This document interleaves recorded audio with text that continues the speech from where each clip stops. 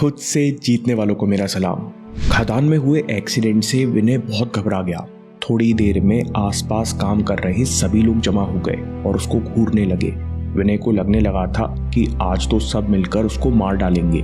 विनय जोधपुर के पास एक गांव में रहता था। यहाँ इसके पिता बड़े किसान थे। पिता ने जोधपुर के पास की खदानों के ठेके लेकर धीरे धीरे तरक्की की और सालों के परिश्रम से बड़े ठेकेदार बन गए। एक तरफ पिता को जीवन का अनुभव और दुनियादारी की समझ थी, लेकिन विनय को ना तो व्यापार की समझ थी न दुनिया की। वो हर समय पैसे और रुतबे के घमंड में रहता, जिस कारण वो बहुत चिड़चिड़ा और क्रोधी हो गया। जब पिता विनय को काम संभालने की बोलते तो विनय परेशान हो जाता। उसे फेल होने का डर लगता।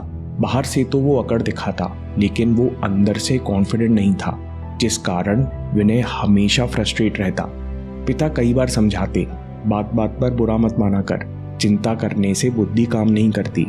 विनय हमेशा सोचता कि ये सब बातें तो बातें हैं, करना कैसे है ये कोई नहीं सिखाता। गर्मियों में पत्थर की खदान में तापमान बहुत बढ़ जाता है।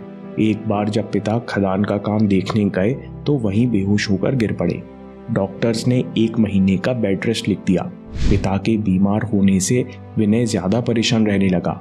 अब उसे व्यापार की जिम्मेदारी भी उठानी थी, पर न उसके पास अनुभव था न आत्मविश्वास। पिता विनय की मन की बात समझते थे। जब विनय घर छोड़कर खदान के पास रहने के लिए जाने लगा तो पिता ने कहा, तुम मैनेजर बनकर जाओ, किसी को मत बताना कि तुम मालिक के बेटे हो, और तुम मेरा बटुआ साथ लेते जाओ। जब कोई संकट घेर ले और कोई हल समझ ना आए, केवल तब ही इसके भीतर की पॉकेट खोलना। विनय मैनेजर बनकर खदान पहुंचा तो पता चला कि खदान का काम 4 महीने पीछे चल रहा है। देखभाल न होने के कारण मजदूर ठीक से काम नहीं कर रहे थे। विनय ने सख्ती से काम करवाना शुरू किया और सबकी छुट्टी भी कम कर दी। कुछ दिन काम ठीक से चला। फिर एक शाम जब विनय ऑफिस में बैठा था तब एक मजदूर के चिल्लाने की आवाज आई। जब विनय भागकर बाहर आया तो देखा कि एक मजदूर बड़े गड्ढे में गिर गया है। विनय ने तुरंत एम्बुलेंस को बुलाया, लेकिन जब तक एम्बुलेंस आई तब तक मजदूर की मौत हो गई। हादसे के बाद भीड़ इकट्ठी हो गई। तभी किसी ने चिल्लाया कि ये नए मैनेजर की वजह से हुआ है, जल्दी काम करने के चक्कर में हमारे साथी की मौत हो गई। विनय किसी से कुछ बोलता उससे पहले कुछ मजदूर भड़क गए और उसे मारने के लिए दौड़े। विनय एकदम से घबरा गया और वहां से बचकर भागा। भागते हुए वो खदान के अंदर उतर गया।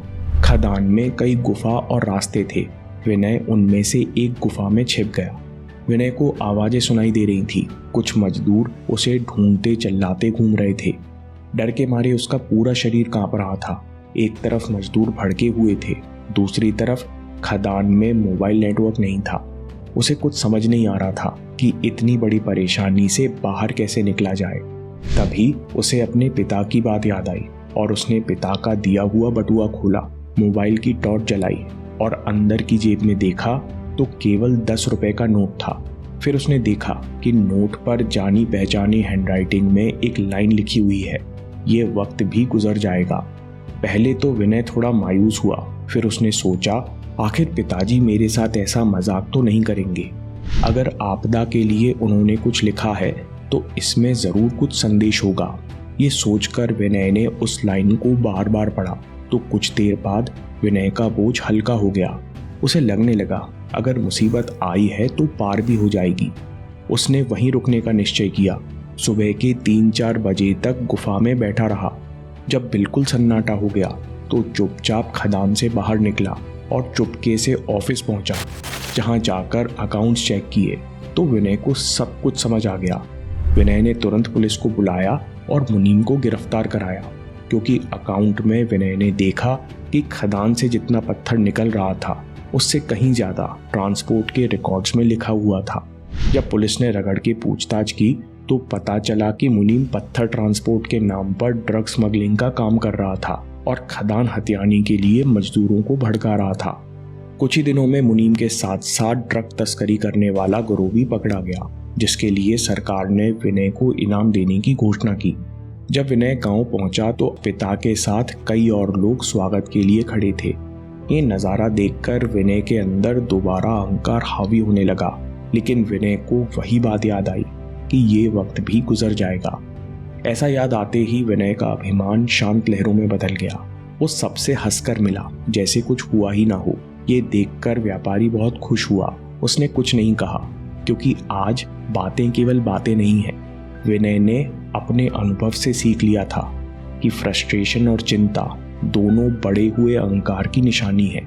समय के सामने कुछ नहीं टिकता। जिस इंसान को ये पता है वो धैर्य नहीं खोता। धैर्य में बुद्धि और साहस काम करते हैं, जिनके सहारे कुछ ना कुछ हल निकल ही आता है। दोस्तों, गौतम बुद्ध कहते हैं कि ये बहुत साधारण सच है कि कुछ भी नहीं रहता, लेकिन इस सत्य को गहराई से समझने पर, इस सत्य को महसूस करने पर हमको बहुत शांति और क्लैरिटी मिलती है। हमारी सारी कमियां, सारी फ्रस्ट्रेशन, सारी मुश्किलें कुछ भी परमानेंट नहीं है। यही सुनकर अच्छा लगता है। फिर आपको क्या करना चाहिए? महापरिनिर्वाण यानी शरीर छोड़ने से पहले तथागत अपने शिष्यों को आखिरी संदेश देते हैं। सब कुछ मिट जाता है लेकिन साधना साथ रहती है। All things in the world are not lasting. Work hard to gain your own salvation. मतलब इस संसार में सब कुछ बदलता है, केवल अभ्यास साथ रहता है। दोस्तों, अगर आपको ये वीडियो पसंद आया तो प्रिंसिपल्स ऑफ माइंड कंट्रोल पर स्वामी विवेकानंद का अगला वीडियो ज़रूर देखिए या बात के लिए सेव कर लीजिए। आपके समय से कोई वीडियो, कोई ऐप, कोई न्यूज़ कीमती नहीं है। मैं काम के किस्से लाता रहूँगा। हम जीतेंगे।